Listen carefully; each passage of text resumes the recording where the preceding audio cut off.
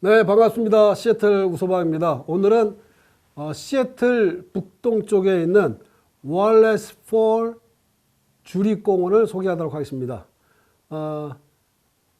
시애틀의 장점 중에 하나가 뭐냐면 시애틀 주변에 산, 바다, 호수, 섬 이렇게 다양하게 있다는 것인데요. 그런 만큼 한국처럼 산이 상당히 많습니다. 그러나 이 산은 한국산과 미국산은 특히 워싱턴주에 있는 산은 한국산과 비교해서 다른 점이 상당히 많습니다. 첫 번째가 뭐가 있겠냐면요. 워싱턴주에 있는 산, 시애틀 부근에 있는 모든 산들은 한국산과 특별히 틀린 게 크게 두 가지가 있는데요. 첫 번째, 숲이 엄청나게 우거져 있습니다. 그거는 마찬가지로 한국도 산림 녹화가 잘 돼 있어서 나무가 많은데요. 첫 번째, 미국산은 메아리가 없습니다. 그래서 시애틀에 온 지 얼마 안 된 사람이 항상 산에 가서 하는 일이 뭐냐면 야호하고 메아리가 치기를 원해서 야호를 하는 경우가 있는데 이거는 정말 시애틀에 온 지 얼마 안 된 사람입니다. 여기는 메아리가 없습니다. 왜 없느냐 하면요. 이유가 여러 가지가 있습니다. 첫 번째, 숲이 워낙 우거지고요. 그 다음에 주변의 계곡에 떨어지는 들리는 물소리가 세기도 하지만 근본적인 이유는 뭐냐면 숲이 소리를 흡수해버립니다.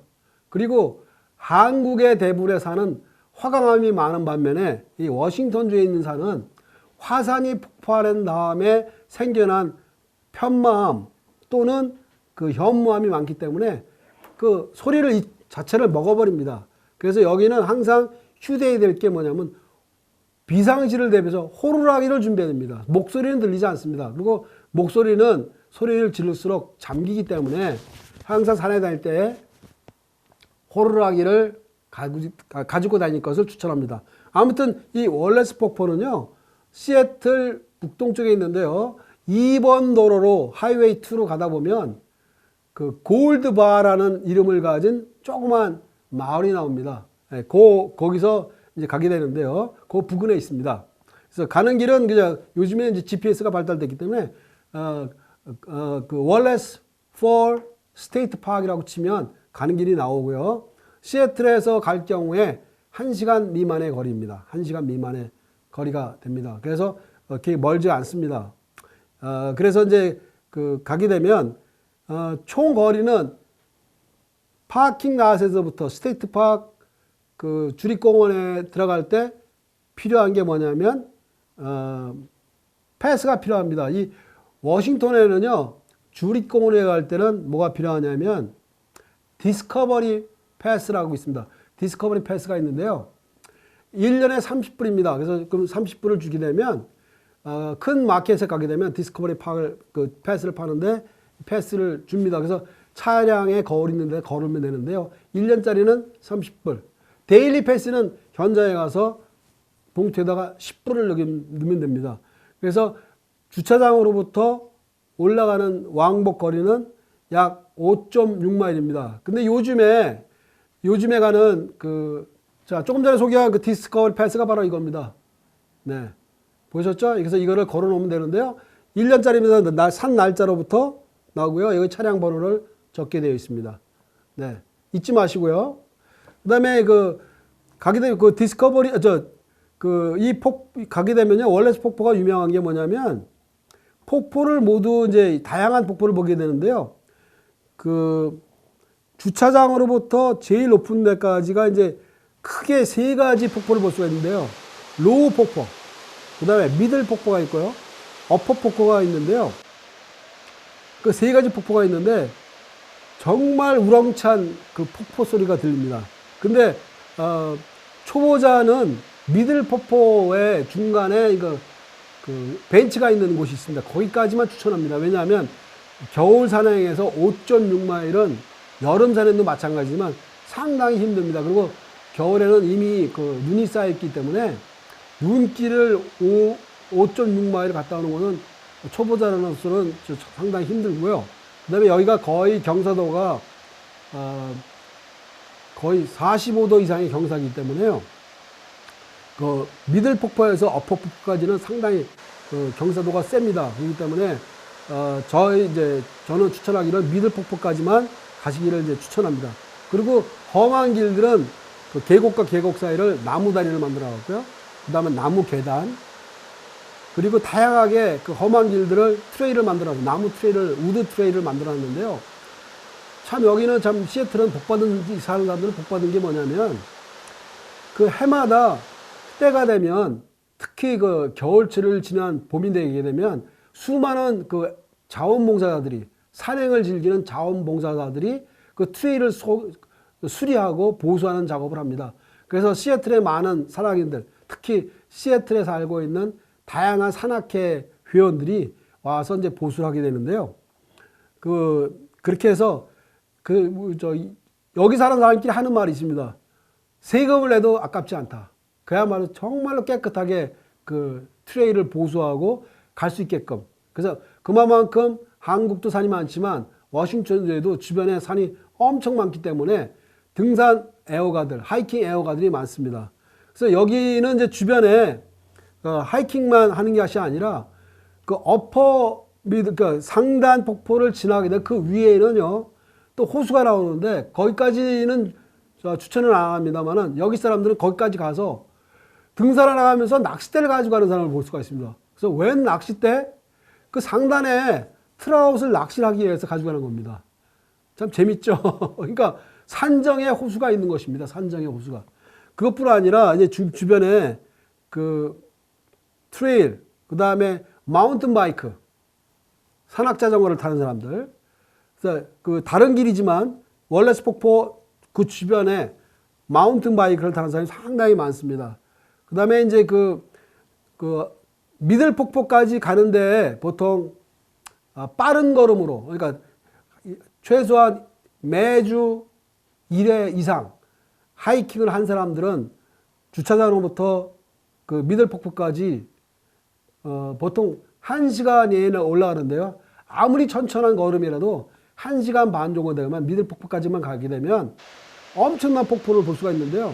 이미 주차장을 가는 동안 그 우리가 목표로 하는 월레스 폭포의 상단에서 떨어진 폭포를 도로변에서 볼 수가 있습니다. 그 정도로 아름답기 때문에 이미 로우 폭포를, 그러니까 맨 하단에 있는 폭포를 보는 순간 자연스럽게 내가 거기까지는 올라가고 싶다는 욕심 또는 생각이 들게 되기 때문에 정말 이 월레스 폭포를 추천하는 이유가 그렇고요. 제가 처음에 시애틀에 와서 살게 된 동네가 시애틀 북쪽에 있는 동네 에드먼드라는 곳에서 살았습니다. 거기 살 때 그 주변에 먼저 살던 분들이 가장 먼저 추천한 하이킹 장소로 바로 오늘 소개하는 월레스 폭포이기도 했습니다. 그래서 이 폭포를 또 미들 폭포에 가서 전망대에 보면 멀리 운해가 밑에 깔린 운해들이 구름같이 생긴 운해들을 통해서 멀리 올림픽 내셔널 파크의 그 광경까지도 맑은 날 볼 수가 있고요. 그 다음에 그 중간중간에 볼 수 있는 산에서만 볼 수 있는 그 물소리, 또 새소리, 또 중간중간에 계절마다 바뀌는 야생화들을 보면서 이 월레스 폭포의 아름다움을 여러분이 한번 즐겨보시기 바랍니다. 그리고 이제 조금 전에 제가 설명한 것처럼 미국산과 한국산의 틀린 점 중에 하나, 특히 여기는요, 한국산이 좋은 이유 중 하나는 중간중간에 이정표가 있죠. 그래서 길 잊어버릴 염려가 없는데, 여기는 특별하게 완전히 꺾어지는 곳이 아니면 이정표가 없습니다. 그렇기 때문에 특히 조심해야 되고요. 특히 이제 요즘 같은 겨울철에는 눈이 쌓이면 그 이정표마저도 눈이 덮여갖고 안 보이는 경우가 있기 때문에 절대 무리하시면 안 된다는 거예요. 그 다음에 출발 시간을 오전 12시 이전에 하시고, 늦어도 주차장에 내려오는 시간이, 도착 시간이 오후 4시 이전에 되도록 스케줄을 짜셔야 된다는 겁니다. 그래서 한국산과 또 미국산이 또 틀린 점이 하나가 뭐냐면요. 한국에서 등산학교를 가면 뭘 가르치냐면, 길을 잊어버렸을 경우에 계곡을 따로 내려오라고 이제 가르칩니다. 근데 여기는 그랬다가는 큰일 납니다. 미국산은 계곡을 내려갈수록 계곡 쪽으로, 물을 흐르는 쪽으로 갈수록 거의 절벽에 가깝습니다. 거의 절벽. 내려올 수가 없습니다. 그렇기 때문에 초보자들은 한국식으로 그 리본을 미리 만들어가서 표식기, 중간중간에 나만 알 수 있게끔 내려오는 길을 알 수 있도록 중간중간에 표식기를 하는 방법도 있는데요. 길을 잊어버리기 전에는 전혀 생각하지 못했던 막상 내려오려고 하면 특히 안개가 끼고, 여기는 안개가 끼면 앞길이 바로 5m 앞에도 안 보입니다. 그럴 경우에는 잠시 쉬었다가 내려오는 사람을 기다리거나 아니면 기억을 더듬어서 내려오셔야 되는데요. 계곡적으로 가는 것을 추천하지 않습니다.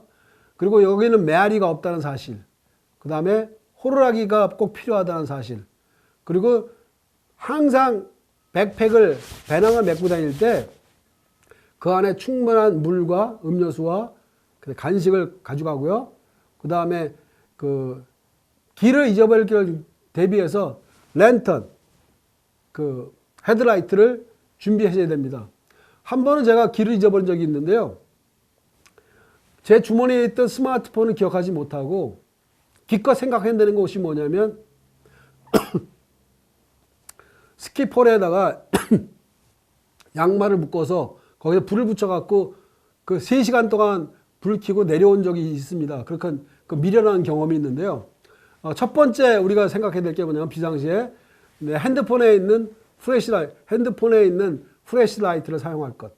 그래서 그렇게 하지 않으면 미리 준비해서 헤드랜턴을 준비하시는 방법도 있습니다. 그래서 겨울산의 준비는 뭐냐면 항상 시간적 여유를 일몰 시간 이전에 내려올 것을 대비해서 항상 오후 4시 이전에는 내려올 것을 생각하고 가시라는 것입니다. 그래서 이 월레스 폭포는요, 시애틀 북쪽에 사는 우리 한국인들이 가장 많이 즐겨 찾는 장소 중에 하나고요.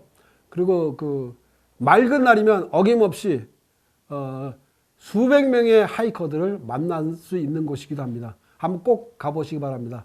오늘은 월레스 폭포를 소개했고요. 다음에는 그 동네 공원을 한번 소개해드리겠습니다. 다음 주에는 메도데일 비치 파크를 한번 소개하도록 하겠습니다. 감사합니다. 우서박이었습니다.